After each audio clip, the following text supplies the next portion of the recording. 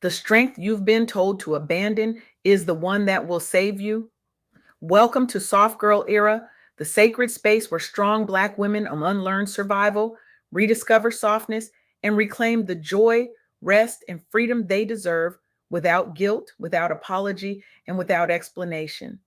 I'm your host, LeAnne Dolce, pronounced Dolce, like sweet softness whispered in French, and I'm your guide from burnout to boundaries, from doing to being, from strong to soft, and loving every second of it. Today, I had the profound honor of sitting down with Fayth Thomas, a visionary thinker, advocate, and truth teller who is transforming how we understand healing, leadership, and power for Black women professionals and entrepreneurs. Fayth is doing something that is not just radical, it's revolutionary. They are challenging the narrative that we must always be grinding, always be strong, always be unbreakable. They are showing us that softness, rest, and emotional honesty are not weaknesses. They are strategic tools for sustainable success and deep, lasting impact. Faith's work is creating a pathway for Black women to reclaim their humanity in a world that has demanded they sacrifice it in exchange for respect, recognition, and revenue. And what I learned from Fayth Thomas in our conversation is something I believe will shift the way you see yourself, your work, and your future. So let's talk about what Fayth shared with me because it's powerful, it's necessary, and it's time. We live in a world that has taught us, especially as Black women, that survival is the highest form of strength. We've been told to push through heartbreak without crying, to carry debt in silence and shame, to ignore our mental health struggles because we don't have time to fall apart, to work through illness because rest is a luxury we can't afford. And we've done it. We've survived. We've led teams. We've raised families. We've held down households and carried entire communities on our backs. We've shown up when we were empty. We've smiled when we were shattered. We've hustled when we were hurting. And the world has applauded us for it. They've called us strong. They've called us resilient. They've called us superheroes. But here's the truth. Fayth Thomas brought to the table, and it hit me like a wave I didn't see coming. Survival is not the same as thriving. And the cape we've been wearing, the one that says we have to be strong all the time, is heavy. It's exhausting. And it's costing us our joy, our peace, our health, and sometimes our very lives. Fayth introduced me to a concept that flipped everything I thought I knew. Your soft girl era is not about being weak, passive, or avoiding hard things. It's about becoming radically strong by choosing softness as a healing strategy after heartbreak, debt, mental health struggles, and illness. Let me say that again because I need you to hear it. Softness is not weakness.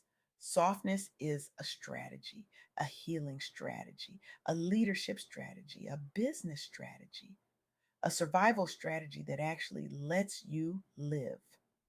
Because here's what we don't talk about enough. Unresolved heartbreak doesn't just live in your chest, it lives in your business decisions. It shows up in the prices you charge because deep down you don't believe you're worth more.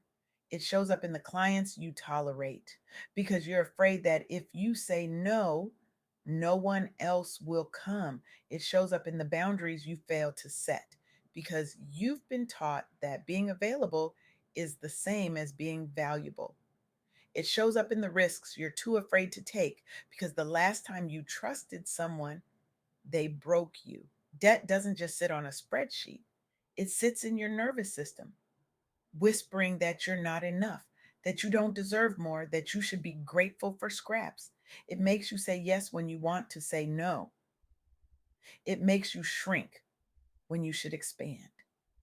It makes you doubt your vision because you're still carrying the shame of the choices you made when you didn't know better. Mental health struggles don't just affect your mood, they affect your creativity, your clarity, your capacity to lead. They make you second guess your instincts. They make you overthink every decision. They make you feel like an imposter in rooms you earn the right to be in. An illness, whether physical or emotional, doesn't pause while you hustle. It compounds, it deepens, it demands to be seen. And when you ignore it, it doesn't go away. It just gets louder until one day your body or your mind says enough. Fayth Thomas helped me see that your healing is directly connected to your earning and your impact. And that's not some fluffy self help idea. That's real. That's strategic. That's the difference between building a business that burns you out and building a life that sustains you. So, what does this look like in practice? Let me share 3 stories Fayth walked me through. 3 women who chose softness, who chose healing, and who transformed their lives and their work because of it. The first story is about Megan Good. You know her. Actress, producer, a Black woman who has been in the public eye since she was a child. Megan went through a very public divorce from Devon Franklin. Their marriage had become aspirational for so many people. Relationship goals, they called it. And when it ended, Megan didn't just lose a partner, she lost a narrative. She lost the version of herself that the world had projected onto her. She had to confront not only personal heartbreak, but also the collapse of a public image that many had built their hopes on. And on top of that, she faced financial hardship, real money struggles while trying to maintain a Hollywood career, real decisions about what roles to take, what bills to pay, what version of herself she could afford to be. Now, the world expected Megan to do what we've all been taught to do: put on a brave face, keep working, don't let them see you sweat, smile through the pain, post the perfect picture, pretend everything is fine. But Megan did something different. She leaned into emotional honesty and faith. She allowed herself to grieve. She allowed herself to be honest about her pain instead of pretending everything was fine. She practiced self compassion and self forgiveness, releasing the harsh self blame for how the marriage ended and how her life had unfolded. And she reoriented her career choices around purpose, alignment, and peace instead of just visibility or external validation. What happened? Megan reemerged publicly with a more grounded, authentic voice. She spoke openly about heartbreak, healing, and spirituality. She demonstrated that you can rebuild your life, your brand, and your finances after both relational and financial devastation without performing unbreakable Black woman energy. She modeled for other Black women professionals how to allow public and private failure to become a platform for deeper purpose and softer, more grounded power.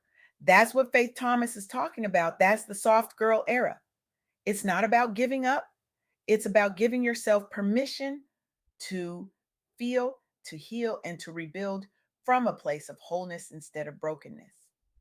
The second story Fayth shared with me is about Myleik Teele, the founder of Curl Box. Myleik built a subscription based beauty company that revolutionized how Black women discover hair products. She was a pioneer, she was a leader, she was breaking barriers in an industry that didn't even know it needed what she was offering. And she was burning out. She faced the intense pressure of being a visible Black founder, dealing with investor scrutiny, public expectations, and the internalized belief that she had to always be the strong one. She navigated burnout and emotional fatigue, realizing that constant hustling and perfectionism were unsustainable. She was running on fumes, and the world kept asking for more. So, what did Myleik do? She implemented strong boundaries around her time, mental health, and emotional availability. She learned to say no, to delegate, to prioritize her well being. She openly discussed therapy and self work, modeling that professional help and emotional literacy are compatible with high performance. She didn't hide the fact that she was seeing a therapist, and she didn't pretend that she had it all figured out. She encouraged Black women to forgive themselves for financial mistakes, past relationship choices, and not knowing better earlier, emphasizing that wealth building starts with internal shifts in self worth. The result? Curlbox became a highly influential brand in the natural hair space. Miley built a respected personal brand as a mentor to Black women in business, emphasizing both strategy and emotional wellness. Her transparency helped normalize prioritizing softness and inner healing while still pursuing ambitious business goals. Malik showed us that boundaries and softness can coexist with significant financial and professional success. She showed us that you don't have to choose between being soft and being successful. You can be both. In fact, you must be both if you want to sustain your success. The third story Faith walked me through is about Dr. Joy Harden Bradford, the Black clinical psychologist who created therapy for Black girls. Dr. Joy recognized the gap that most people were ignoring. Black women were underrepresented in mainstream mental health conversations. They often had to translate their lived experiences into frameworks that were not built with them in mind. They had to explain their trauma in ways that made white therapists comfortable. They had to code switch in the therapy room. So she created a podcast and digital community focused on making mental health topics more accessible to Black women. She addressed trauma, anxiety, depression, relationship challenges, career stress, and more. Issues that deeply affect Black professionals and entrepreneurs, but are rarely centered in mainstream wellness spaces. Dr. Joy created a space that speaks directly to Black women's lived experiences, using accessible language and culturally relevant examples. She normalized therapy, rest, emotional awareness, and vulnerability as essential components of a healthy, successful life. She highlighted topics like healing after heartbreak, coping with work stress, financial anxiety and family dynamics, helping Black women see that they are not alone and that support is available. What happened? Therapy for Black girls became a widely recognized mental health platform and podcast for Black women with a strong, loyal community. Many listeners report that the show either encouraged them to begin therapy or better understand their emotional patterns, boundaries, and healing needs. By offering psychoeducation and tools, the platform has helped Black women professionals and entrepreneurs navigate stress, burnout, and difficult life transitions with more softness and self compassion. Dr. Joy showed us that healing mental and emotional wounds is not optional extra credit. It's a core part of living and working well. She empowered Black women to move from strong Black woman survival mode to a softer, more sustainable, and joyful way of living and leading. These three women, Megan, Malik, and Dr. Joy, all chose softness. They chose healing. They chose to honor their emotional and mental health. And they didn't just survive, they thrived. They built brands, they built businesses, they built lives that are sustainable, joyful, and powerful. So, what does this mean for you?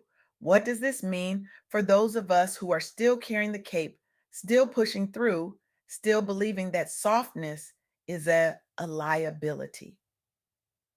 Fayth Thomas left me with three key insights, and I want to share them with you now because they are the foundation of everything we've been talking about. First, softness is a strategic leadership tool, not a weakness. Embracing emotional honesty, vulnerability, and rest does not make you less professional. It makes you more effective, more innovative, and more sustainable as a leader and business owner. It makes you someone people want to follow, not because you're perfect, but because you're whole. Second, your healing is directly connected to your earning and your impact. Unresolved heartbreak, shame around debt, and untreated mental or physical health issues quietly shape your decisions.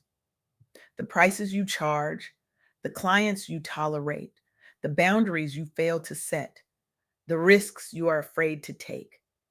Doing the inner work, therapy, coaching, financial counseling, spiritual support is not extra.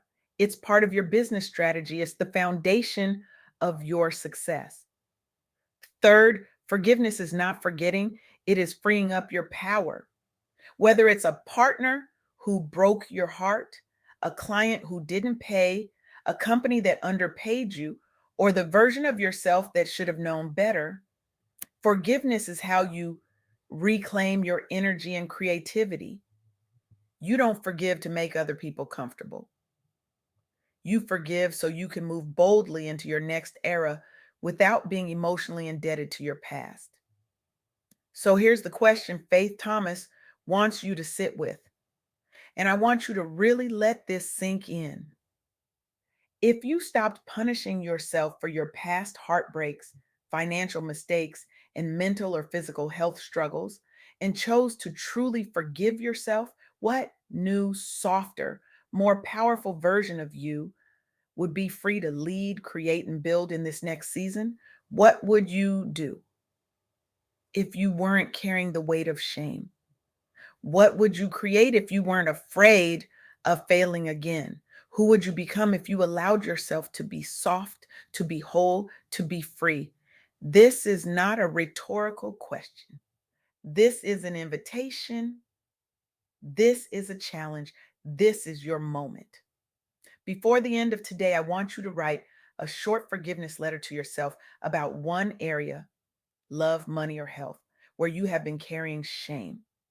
In that letter, name what happened. Name what you've been blaming yourself for.